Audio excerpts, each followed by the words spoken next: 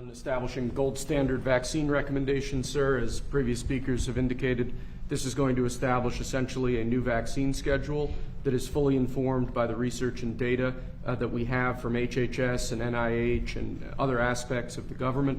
It also takes a very hard line on some of the more paternalistic issues that we've been talking about here, sir, in terms of infringing on parents' religious liberty or really just parents' ability to make decisions for their children.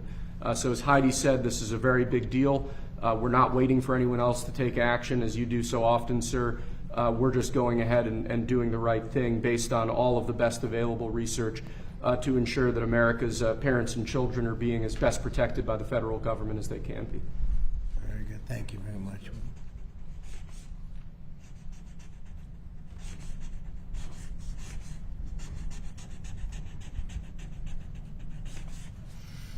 Okay, that's a big one in my book.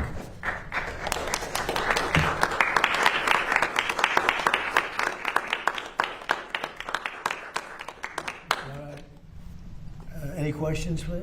Mr. President, in addition to this big announcement, you've also been posting about Iran today opposing their latest demands. You said this last round of talks was Iran's last chance before decapitation. So what now? What comes next? You'll find out. Are you still, are massive escalation, is that still on the table? Well, we have that, certainly that ability if we want to do that. Yeah, you'll find out. You said you're low-keying it with them, that you're semi-negotiating. No. What exactly does that mean? Well, they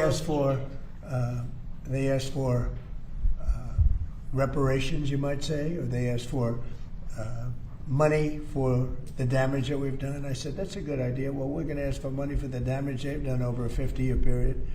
Whether you go SS Cole or whether you go all of the people that were so badly hurt, so badly wounded or killed, many thousands of people, and maybe damages for the 52,000 protesters over the last 4 months that were killed in Iran. We think their family should get damages for killing their person or their child or mother, father that were protesting. It's at least, it was 52,000 a month and a half ago. So now what is it? So if there's damages to be paid, I think Iran should pay those damages. Mr. President, are you frustrated with Senate Republicans and Leader Thune for going home for recess without passing the Save America Act? Well, I think they should pass voter ID. I think they should pass proof of citizenship. Basically, Save America, Save America Act. I think that should be something that we should absolutely get. Yeah. Mr. President, you're a proud father. Would you have vaccinated your children differently based on the recommendations? Well, I did. I took my children for 5 different vaccinations. In other words, I broke it up. The one visit where they just pump, what seemingly looks like gallons, where they pump so much in. I took all of my children from day one. I believed in this a long time ago. I took them with my wife. I took them through 5 different visits to the doctor. Essentially, they get 20% each, and I had no problem. So, Mr. President, it's inconvenient. It's 5 stops, but it's something that I think will have a huge impact on autism. Yeah. Mr. President, you mentioned Mr. President, Yeah, ma'am, go. The anti-weaponization fund, do you think it's still alive at this point, and are there any options that you're looking at to perhaps... Well, that'll be up to Todd Blanche, who's our new, and who will be, I think, a great Attorney General. Yeah, please. Thank you, Mr. President. Why does the establishment media so often seem to be against even asking questions about vaccines? It's amazing. When you come up with a recommendation for a vaccine, it could be the medical groups, the pharmaceutical groups, I don't know, but it is amazing. There's nothing that we lose with this. If the worst thing that would happen would be nothing happens. We're not going to lose anything. At the same time, we could gain tremendous, we could save hundreds of thousands of lives, millions of lives. And I wish we could have done it a long time ago. We got stopped by court. We had a court, I guess, in Massachusetts that stopped us very early on. I believed in this for a long time, so now we're getting it done. And I think you're going to see potentially tremendous results. Yeah, Dan? Mr. President, a topic on manufacturing. If I may, the Bureau of Labor Statistics Statistics put out some information last week saying that U.S. manufacturing Record output, manufacturing. 4.6% increased in the first quarter of 2026. The Supply Management Institute PMI shows that manufacturing has expanded for 7 consecutive months. You've talked about the American manufacturing renaissance for about 10 years at this point. Given all the statistics and the investment that have come in, do you feel vindicated at this point? So we're doing record increases in the United States in manufacturing. A lot of that has to do with the tariffs because companies are coming in, they're not able to sell their product unless they come in because they have no tariff if they build their product, whether it's a car or something else. If they make it in the United States, there is no tariff. So they're coming in. We have a record number of factories under construction, factories, plants, things as such. Toyota just announced that they're building the largest car plant.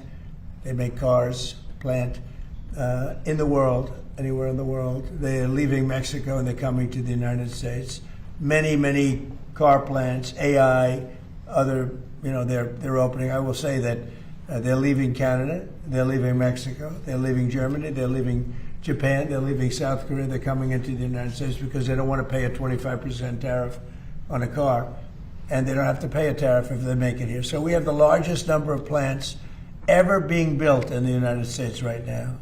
Hard to believe, right? Because if you listen to some of our past projects, we'd never be a manufacturing country again. And these plants are going to start opening up in about 6 months. And I can only say that the next president will get a lot of credit for what I've done. Please remember it was me, not them. Mr. President, I think I heard you say that the MMR vaccine for Yeah. measles, mumps, and rubella is quite lethal. Is there any evidence of that? No, what I've heard is that there are some people that say it is that way. And I say, well, let's say there's a 5% chance of it. Let's split it up.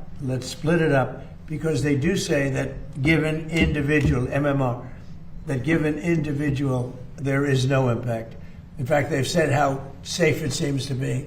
But I've heard when you put them together, they can be explosive. Yeah. Mr. President, have you spoken with the new Attorney General or Jeanine Pirro about prosecuting Dr. Fauci?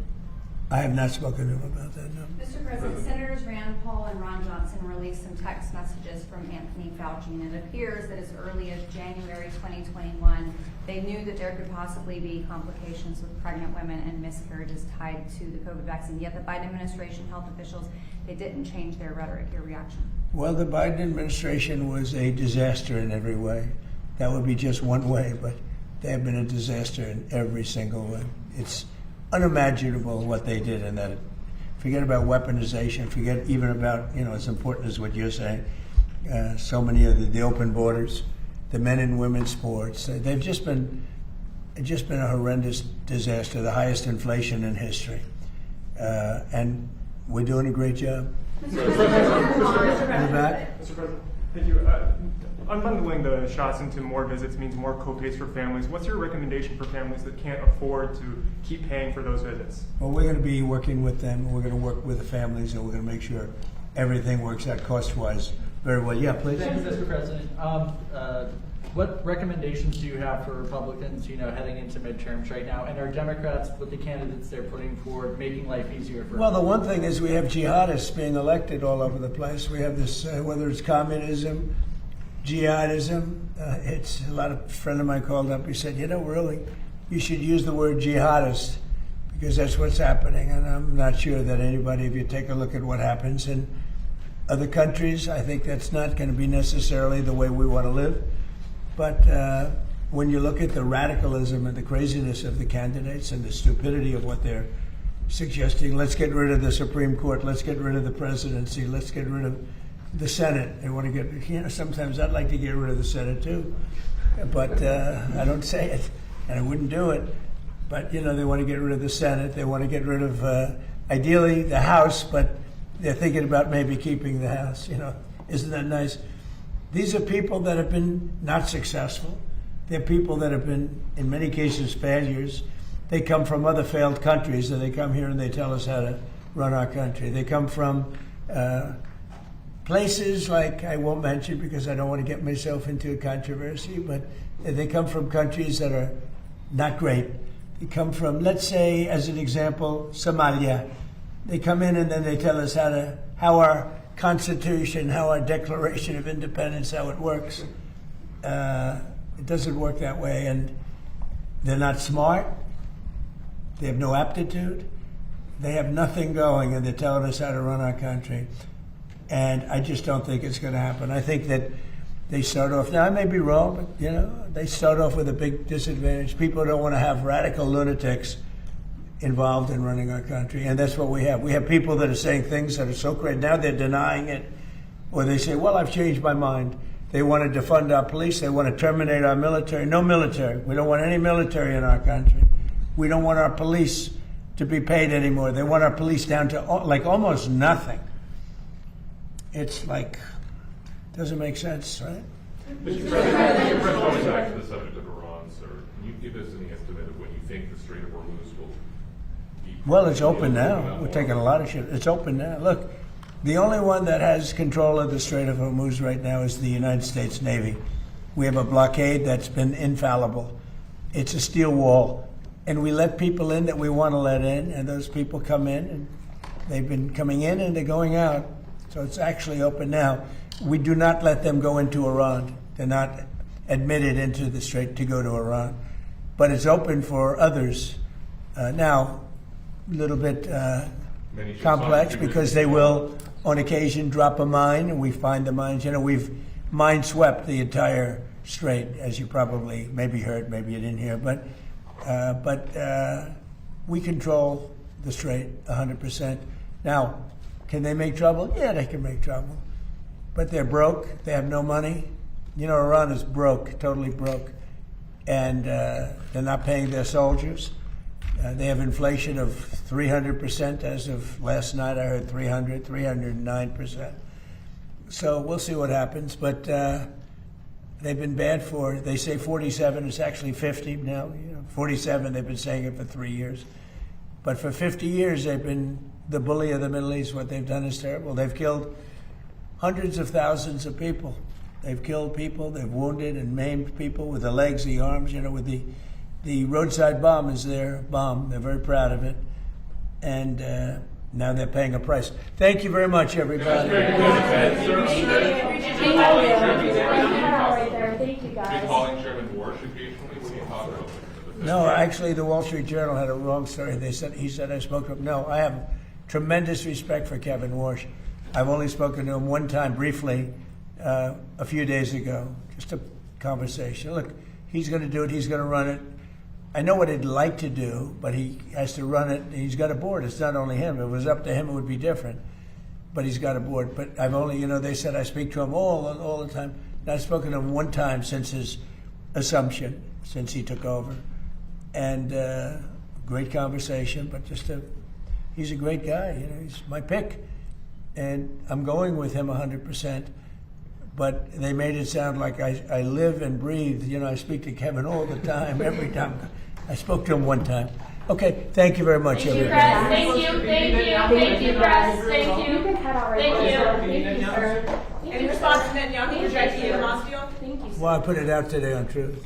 I do. I have a response. I put it out today on Truth. Thank you. Good response. Thank you. The relationship is very good. Yeah. Thank you. Thank you, guys. Thank you. Thank you, Doug. Thank you, sir. Thank you, press.